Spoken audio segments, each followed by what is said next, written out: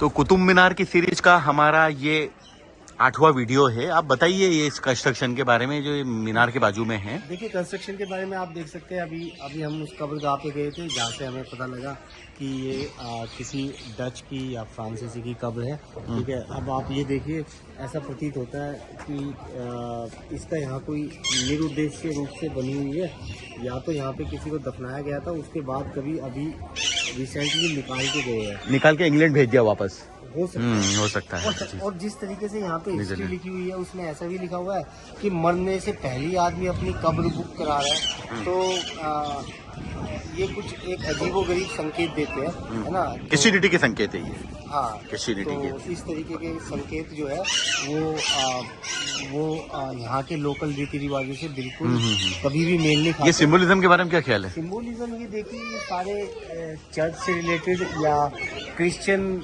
ईसाई प्रथा से रिलेटेड ये सारे सिंबलिज्म है। स्टार ऑफ डेविड भी है यहाँ पे, और इस तरीके का जो साइन है ये चर्च से रिलेटेड ही साइन है।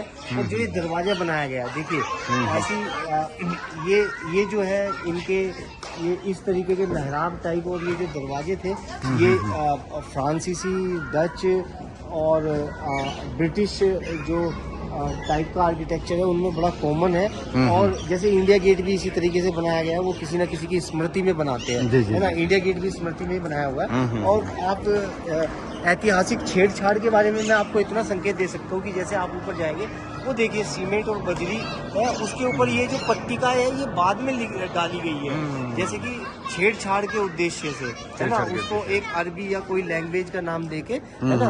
और आप इधर देख सकते हैं, यहाँ बैठने का भी स्थल है, यहाँ लोग बैठते भी होंगे, है ना। हो सकता है ये कंस्ट्रक्शन अलग ही लग रहा है, मार्बल का। हाँ, नया लग रहा है, तो ये काफी नया है। हाँ, और मशीनों का काफी अच्छा प्रयोग किया हुआ है। बिना मशीनों के इतने बड़े दरवाजे और इतनी बड़ी इमारतें नहीं बन सकती, है ना।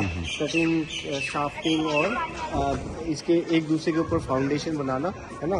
तो ये जब एक रिफाइंड टेक्नोलॉजी स्थापित हो गई थी अंग्रेजों द्वारा, उसके बाद ही शायद ये निर्माण किया गया है, उसके बिना ये पॉसिबल नहीं है।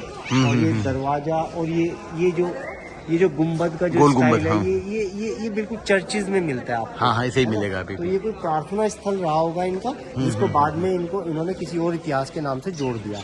उसके सामने ये कब्रिस्तान है, और ये कोई एक सेंट्रिक जिसको ये अलही दरवाजा कहते हैं, या तो ये किसी की मेमोरी के लिए या सभी की मेमोरी के लिए बनाया गया है। ये एक प्रार्थना स्थल। बराबर, धन्यवाद जानकारी के लिए।